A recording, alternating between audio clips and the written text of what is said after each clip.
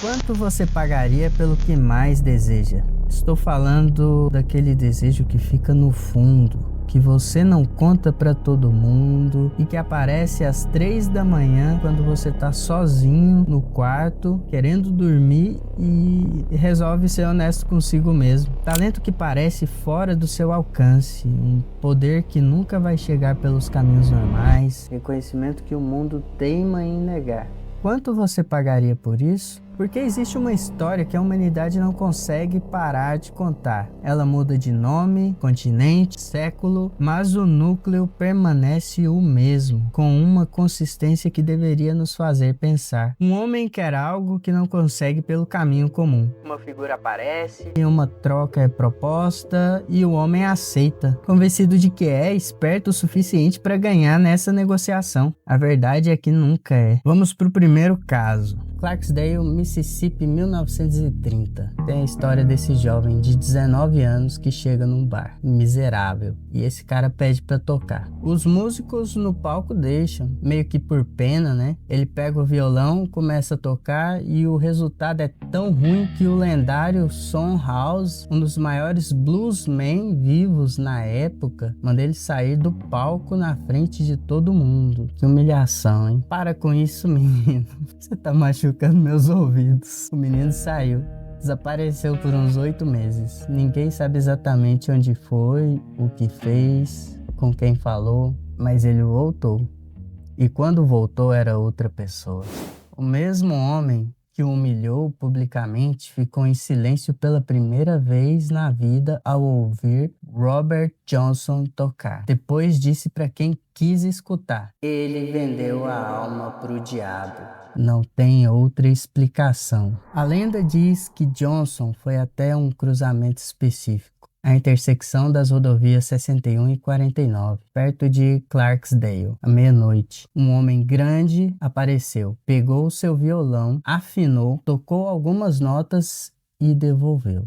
Johnson saiu dali com uma técnica que nenhum músico da época conseguia entender. Parecia que ele usava as mãos de 3 pessoas ao mesmo tempo. Compôs músicas que definiram um gênero inteiro e influenciaram diretamente Eric Clapton, Keith Richards e Jimmy Page. Eric Clapton eu conheço. Praticamente tudo que você conhece como rock nasceu do que esse homem criou naqueles 8 meses desaparecido. Gravou apenas 29 faixas na vida. Aos 27 anos, em circunstâncias que nunca foram totalmente esclarecidas. Dizem que ele morreu latindo como um cachorro. A causa oficial da morte? Desconhecida. O cruzamento como local do pacto não é uma invenção americana.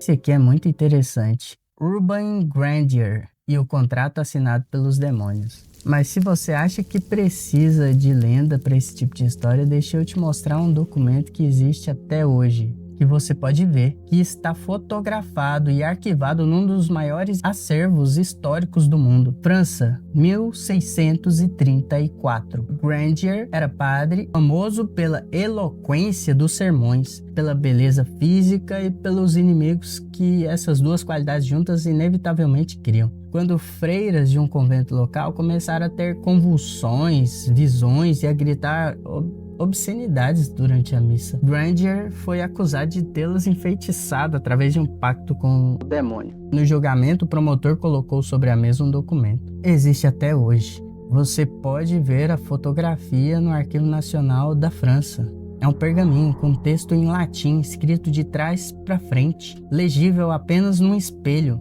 com uma série de assinaturas no rodapé. As assinaturas de Lúcifer, Beelzebub, Leviatã, Astaroth, Grandier. Os historiadores modernos são unânimes. Foi fabricado pelos inimigos de Grandier, que incluíam o cardeal em pessoa. O julgamento foi uma farsa política com verniz religioso, mas não é a inocência de Grandier que é provável, mas o trabalho que alguém fez para criar aquele documento. Alguém sentou, pegou um pergaminho, escreveu em latim ao contrário, inventou assinaturas de demônio com grafias diferentes, criou um protocolo completo para uma transação que teoricamente não existe. Como se todo mundo soubesse o formato correto de um pacto diabólico, como se existisse um manual. Dizem que ele foi forçado a confessar. Mesmo quando estava em chamas, ele se recusou a nomear cúmplices. Ele morreu sem entregar ninguém. Estranho, né? E se alguém nessa história pagou um preço que parece que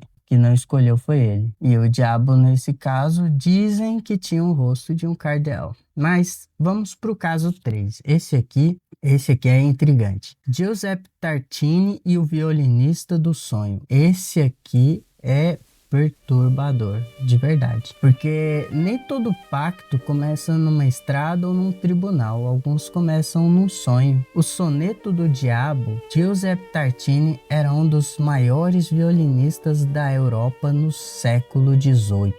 Virtuoso, reconhecido, compositor respeitado, mas em 1713 ele teve um sonho que mudou tudo e que ele mesmo descreveu em detalhes num relato que sobreviveu até hoje. No sonho, o diabo apareceu ao lado de sua cama. Tartini, sem nenhum medo, como ele próprio escreveu, ofereceu seu violino e o diabo tocou. O que ele ouviu era uma beleza tão impossível, tão além de qualquer coisa que um ser humano poderia produzir, que Tartini acordou gritando e correu imediatamente para o violino tentando reproduzir o que tinha escutado. Não conseguiu. Nunca conseguiu replicar completamente. Mas o que ele compôs nessa tentativa, a sonata em sol menor, conhecida até hoje como a Sonata do Diabo, é considerada uma das peças mais tecnicamente difíceis e musicalmente perturbadoras já escrita para violino. O próprio Tartini escreveu sobre isso anos depois, numa carta que foi preservada. A peça que consegui escrever foi tão inferior ao que ouvi no sonho que eu teria quebrado meu violino e abandonado a música para sempre, se pudesse viver sem ela. Pensa no que ele está dizendo. Ele teve contato, mesmo em sonho, mesmo que em símbolo,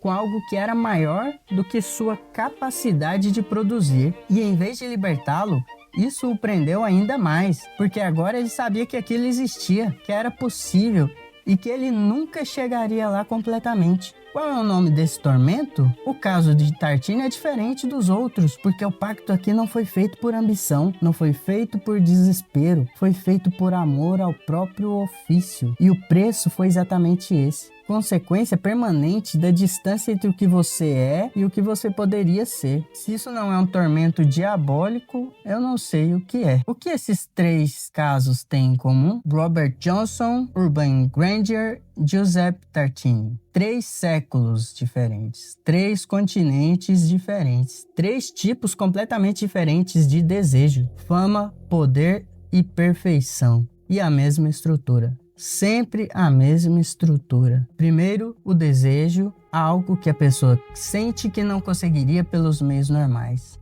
Algo que parece fora do alcance de quem ela é ordinariamente. Segundo, a oportunidade. Uma entidade, uma situação, uma brecha que aparece e oferece o atalho. E aqui tem um elemento que as histórias sempre enfatizam. A entidade não força, ela oferece. A escolha é sempre do ser humano. E a terceira, o terceiro, a ilusão de controle. O personagem sempre acha que é mais esperto que o negociador, que o preço vai ser gerenciável, que ele é diferente de todos os outros que tentaram antes. Quarto, a revelação. O momento em que fica claro que o preço era diferente do que parecia, que as letras miúdas cobravam algo que não foi antecipado e que não há como devolver o que foi recebido. Cara, isso não é só mitologia, isso é psicologia de decisão sob pressão de desejo. É o que acontece com qualquer pessoa que troca algo de longo prazo por ganho de curto prazo e só percebe o custo real quando já passou do ponto de retorno. Não precisa de demônio nenhum para isso. A estrutura funciona sozinha. O Fausto do século XXI não vai a nenhum cruzamento à meia-noite. Ele baixa um aplicativo, clica em aceitar todos os cookies sem ler, troca sua atenção, seus dados, seu dinheiro, sua capacidade de concentração por entretenimento gratuito ou por promessa de dinheiro fácil. Mas só vai perceber o preço daqui a anos, quando tentar se concentrar por 20 minutos e não conseguir, ou quando olhar para a conta bancária e ver que não sobrou nada. A transação já aconteceu. Você recebeu o que queria, o preço estava nas letras miúdas. E então chegamos à pergunta que essas histórias todas estão no fundo fazendo. A mesma que eu comecei, mas agora com um peso diferente depois de tudo que você viu. Existe alguma coisa que você não negociaria? Alguma parte de você que não tem preço, que não entraria em nenhuma transação independente do que fosse oferecido em troca? A maioria das pessoas responderia que sim. Obviamente, existem coisas inegociáveis, mas as histórias de Johnson, de Grandier, de Tartini sugerem que a resposta real é mais complicada. Que quando o desejo é grande o suficiente e quando o negociador é inteligente o suficiente para empacotar o preço de forma que pareça menor do que realmente é, a maioria das pessoas assina. O diabo em todas essas histórias não é uma figura externa do mal absoluto, ele é o espelho que mostra o quanto você quer algo e o quanto você está disposto a ignorar para conseguir. Talvez o pacto mais aterrorizante não seja o que se faz num cruzamento à meia-noite. Talvez seja o que você faz consigo mesmo em silêncio, num momento que parece pequeno demais para merecer a atenção. Quando você abre mão de uma convicção por conveniência, quando você troca quem você é por uma situação que exige que você seja, quando você escolhe o atalho e conta para si mesmo que vai consertar depois, vai jogando as coisas para frente. A data de vencimento destes pactos tem um jeito de aparecer no pior momento possível, e a assinatura, quando você vai procurar, sempre é a sua. E se você assistiu até aqui, cara, muito obrigado de verdade. Deixa o like se curtiu, se inscreve no canal se ainda não tá por aqui e ativa o sininho.